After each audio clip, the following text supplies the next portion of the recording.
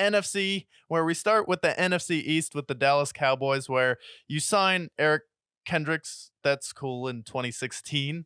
And you sign Jordan Lewis to a 1-year deal. And then you re-sign Trent Sieg. You end up losing Tyron Smith. You let him walk. You have to pick up some new offensive linemen. And then you also pick up a sexual assault allegation with Dak Prescott. So really productive offseason, I get. So you have a lawsuit, two guys that were great in 2015, and you re-sign Trent Sieg, who no one knows who he is. You lose Tony Pollard. You're going to cut Michael Gallup, who everyone loves for some reason. Do not know why.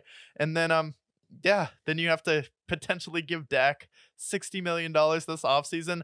Not looking great in Dallas. Not looking great at all. This is one of the few offseason grades that I'm going to give an F to. What have they done? They have gotten worse. The teams in their division have gotten better. Pretty much, actually, way better. No, not even one of the teams. Every single team in that division has gotten better. And then you have gotten worse. You lost your running back. They'll draft a running back. They'll probably be fine. But with all the looming contracts that they have with Micah Parsons, with CeeDee Lamb, with Dak Prescott, with everybody else, this is a team. You're starting to see the cracks in the armor. And I think that this is going to be a year where the Cowboys drastically underperform. Yeah, no, they're definitely going to underperform because, first of all, you brought Mike McCarthy back, and everyone knows he was a fraud. The favorite coach on that staff was Dan Quinn. He's gone now. He was Micah Parsons' best friend. They exchanged Christmas gifts, gave each other teddy bears, whatever. And then he's gone now. They even lost Kellen Moore. They lost Kellen Moore, which they lost him a few years ago, but he was another head coach where it's like, okay, maybe it'll be different this year. Nope, it wasn't. Mike McCarthy lied again to Jerry Jones saying, I want to run the ball more. Actually, I'm going to throw the ball even more than I did under Kellen Moore because he was insecure because he thought he was someone that Jerry liked a lot, loved him like a son. And he's like, well, if I'm fired, Jerry Jones would be fine hiring Kellen Moore. So he gets rid of any potential successor there and brings in a mediocre offensive coordinator who gave Russell Wilson one of the worst years in Seattle of his career. Yeah, the Brian Schottenheimer times.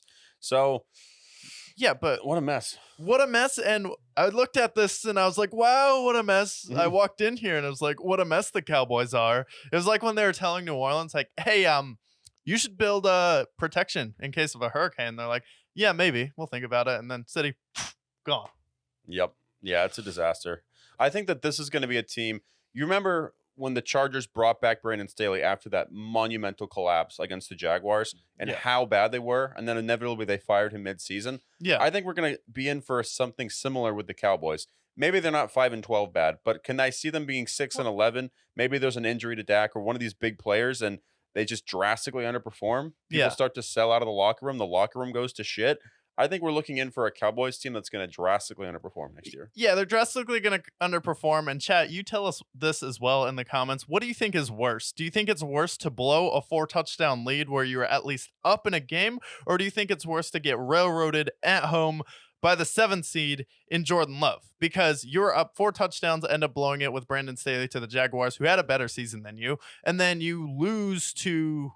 Or with the Cowboys, you lose to Jordan Love, and they were at least hot, and they destroy you, and they're just a better team from start to finish. So what do you think is worse, and what do you think is more demoralizing? Blowing the lead or not even having it and CeeDee Lamb crying on the sideline? I got to say the Cowboys, honestly, because the Chargers, you know, they were still, I think they were the 4th seed, if I'm not mistaken. I believe they were the wild card team, and they faced the Jaguars, who were the division winners.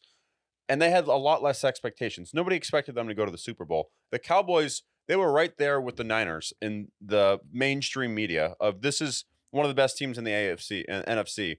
And then they go out there and they lay an egg and get absolutely destroyed by the 7th seed. And I know that the Packers were a pretty good team, but they were still all 22, 23, 24 years old. You lost to a bunch of babies and you had sky-high expectations, and you crashed and burned. We had CeeDee Lamb crying on the sidelines, for Christ's sakes, and Dak Prescott did absolutely nothing. So I think the Cowboys won this way more embarrassing.